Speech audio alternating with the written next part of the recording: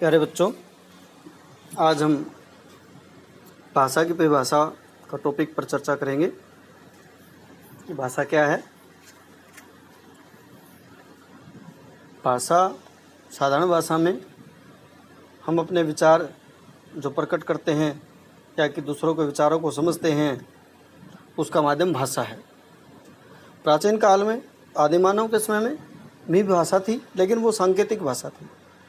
मनुष्य इशारों में अपनी बात एक व्यक्ति से दूसरे व्यक्ति तक समझाता था। अपनी आवश्यकताएं, जो उसकी आवश्यकताएं होती थी, भूख प्यास की, उन सभी बातों को वो अपने इशारों के माध्यम से बताता था। फिर धीरे धीरे भाषा का विकास हुआ और भाषा क्या हुई कि हम अब जब उच्चरित अवयवों से हम अपनी बात जब दूसरों को आगे बताते हैं या दूसरे की बातों को सुनकर उसका अर्थ ग्रहण करते हैं, उसे हम भाषा कहते हैं। देखिए, एक और बात होती है भाषा के बारे में। भाषा एक अर्जित संपत्ति है। अर्जित संपत्ति के बारे में कि क्या होती है, अर्जित क्या होती है कि जिस भी माहौल में हम रहते हैं, हम उसी भाषा को सीखते हैं। उदाहरण के तौर पर, अगर बच्चे का जन्म इंग्लैंड में हो जाए तो वह भाषा अंग्रेजी भाषा का उच्चारण करेगा, और अगर उस बच्चे का जन्म भारत में हो जाए, भारत के उत्तर भारत में हो जाए तो वह हिंदी भाषा का प्रयोग करेगा। अगर तमिलनाडु में उसका जन्म हो जाए तो वो तमिल भाषा का प्रयोग करेगा। तो जो ये भाषा है वो अर्जित है, उसने अपने पेरेंट्स से उस भाषा को लिया है, लेकिन सुनकर प्रयास करके, ऐसे नहीं वैसे ही उसके पास भाषा आ गई, उसने उसके लिए प्रयास किया। मानव द्वारा अर्जित संस्कारों में भाषा एक ऐसा महत्वपूर्ण अर्जित संस्कार है जिसे वह जन्म से प्राप्त नहीं करता, बल्कि मानव जिस किसी समुदाय में रहता है वह उसी भाषा को अर्जित करता है।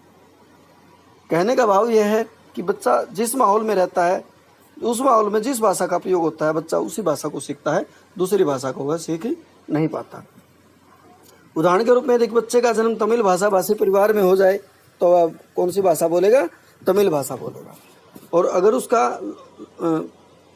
उस बच्चे का जन्म तमिल भाषा भाषी परिवार में हुआ हो, लेकिन उसका लालन पालन पंजाबी परिवार में हो, तो वह बच्चा कौन सी भाषा बोलेगा?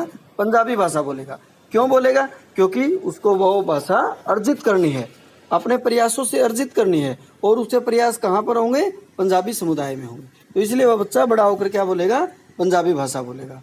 मानव जाति के लिए भाषा नितांत आवश्यक है। भाषा के बिना मानव समुदाय की कल्पना भी नहीं की जा सकती। अतः भाषा वह है जो बोली जाती है, जो विशेष मानव समुदाय में बोली और समझी जाती है। भाषा मानव और मानव समूह के मध्य एक ऐसी कड़ी है जो निरंतर आगे जुड़ती चली जाती है। जहाँ समाज है वहाँ निश्चय से कोई न कोई भाषा अवश्य होगी। जहाँ भाषा है वहाँ मानव समाज भी जरूर होगा। यानी समाज और भाषा दोनों का एक दूसरे से संबंध है। जिस समाज में भाषा नहीं होगी वहाँ समाज नहीं होगा, और जहाँ पर कोई न कोई भाषा है तो वहाँ भी समाज का होना नितांत आवश्यक है। भाषा के कारण ही मानव समाज का निर्माण हुआ है, और मानव जाति के विकास की पृष्ठभूमि में भाषा की महत्वपूर्ण भूमिका को नकारा नहीं जा सकता। भाषा ही समाज को सामाजिकता प्रदान करती है, और यह भाषा विज्ञान की जननी भी है। अब इसका हम अर्थ पर चर्चा करेंगे। भाषा शब्द संस्कृत की भाष धातु से उत्पन्न हुआ है।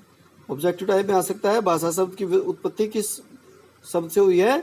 भाष धातु से हुई है। और यह कौन सी भाषा का है? ये संस्कृत भाषा का है। इसका प्रयोग बोलने के लिए होता है। इस संदर्भ में महर्षि पतंजलि ने पाणिनि रचित अष्टाध्यायी पर लिखे महाभाष्य में लिखा है, वक्ता वाची वर्णा येषत इमे वक्तव्यवाच। भोलानाथ तिवारी ने भी प्राइमेट अर्थात स्तनधारी प्राणियों में बंदर, लंगूर, बैबून, गिबन, गोरिल्ला, चिंपैंजी, वनमानुस आदि की भाषा की भी चर्चा की। उन्होंने मानव को ही सर्वाधिक बुद्धि संपन्न प्राणी माना है। डॉल्फिन अर्थात समुद्री बंदर की भाषा का भी प्रयोग विशेष महत्व है। जहाँ तक पेड़ पौधों की भाषा की भी चर्चा की जाती है, इस संदर्भ में काफ़ी शोध हुआ है और हो भी रहा है, परंतु भाषा से हमारा अभिप्राय मानव जाति की भाषा से है।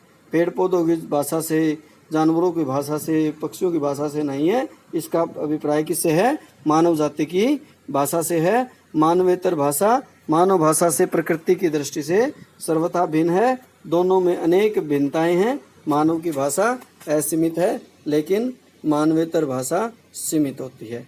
मानव भाषा उद्दीपन अनुक्रिया रूप में नहीं होती, परंतु मानवेतर भाषा प्राय उद्दीपन अनुक्रिया में होती है। यही नहीं, मानव भाषा अज्ञात तथा अनजाने संदर्भों में भी उचित अभिव्यक्ति प्रदान करती है, अन्य प्राणी ऐसा नहीं कर सकते। अतः भाषा से हमारा अभिप्राय मनुष्य की भाषा से है, मानवेतर भाषा से नहीं है। चींटियाँ, मधुमक्खियाँ, कौवा, मोर, गाय, भैंस, कुत्ता, घोड़ा आदि जिन वाक संकेतों का प्रयोग करते हैं उनको भाषा के अंतर्गत समाहित नहीं किया जा सकता। भाषा विज्ञान में भाषा का अर्थ मानवों द्वारा उच्चरित ध्वनि संकेतों से है, जो प्रत्येक मानव समुदाय के द्वारा अलग अलग प्रयुक्त होते हैं।